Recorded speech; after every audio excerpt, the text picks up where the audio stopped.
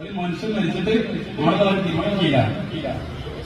അല്ലാഹു സുബ്ഹാനഹു വ തആല മൂസാ നബി അലൈഹി സ്വലാമിനെ വഹി കൊടുക്കാൻ ഇന്ന സ്ഥലത്തിലാണ് മരിച്ചു കിടക്കുന്നുണ്ട്, നിങ്ങൾ പോയിട്ടാണ് ഒരു ജനന സംസ്കാരം മുഴുവൻ നടന്നത്.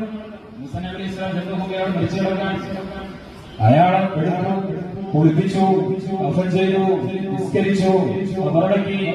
അപ്പൊ ആളുകൾ പറഞ്ഞു, ഇയാളെ കൊണ്ട് വല്ലാത്ത ശല്യം ഉണ്ടാവില്ല, മരിച്ചിട്ടാൽ മതി പറഞ്ഞു. അയാളൊന്നും മരിച്ചു കിട്ടിയാൽ മതി.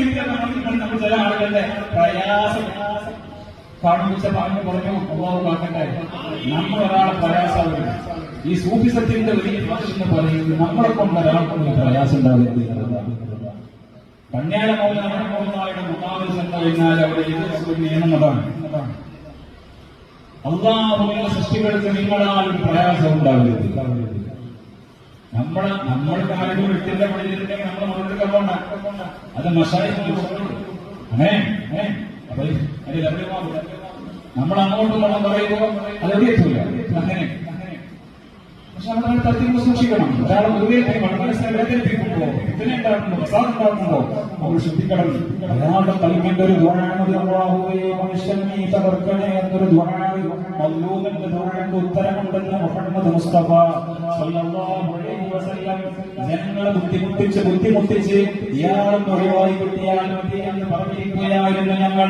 അതുകൊണ്ടാണ് ഇയാളുടെ വഫാത്തിന്റെ ശേഷം ഇയാളുടെ മയ്യിത്ത് നിസ്കാരത്തിന് പോലും ഞങ്ങൾ ഇയാളുടെ ജനാസ സംസ്കാരത്തിന് പോലും മുതലാതിരുന്നത്. പക്ഷെ മൂസ അങ്ങനെയുള്ള പ്രവാചകനാണ്, അങ്ങനെയുള്ള റസൂലാണ്, അങ്ങനെയുള്ള ദൂതനാണ്. അല്ലാഹുവിന്റെ വഹി പ്രകാരമാണ് താങ്കൾ മനുഷ്യനെ ജനാസ സംസ്കാരം നടത്തിയെങ്കിൽ അല്ലാഹുവോട് നമ്മൾ ചോദിക്കണേ, എന്തുകൊണ്ടാണ് അല്ലാഹു ഈ മനുഷ്യനെ സെലക്ട് ചെയ്തത് എന്നുള്ളത്.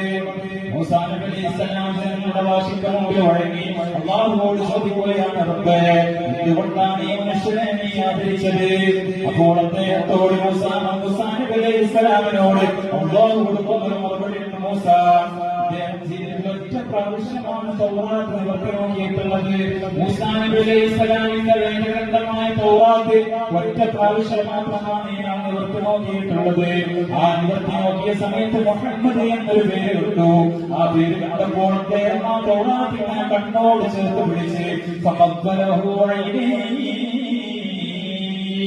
മുഹമ്മദ് എന്ന എന്റെ അബീന്റെ നാമത്തെ അയാൾ ചുംബിച്ചു പോയി. മൂസ ആ മുഹമ്മദിന്റെ നാമത്തെ ചുംബിച്ചതുകൊണ്ടാണ് അയാളുടെ ദോഷങ്ങൾ ഞാൻ പുറത്തു കൊടുത്തത് എന്ന് അല്ലാഹു സുബ്ഹാനഹു വ തആല മൂസാ നബി അലൈഹി സ്വലാമിനോട് മറുപടി പറയുകയാണ്.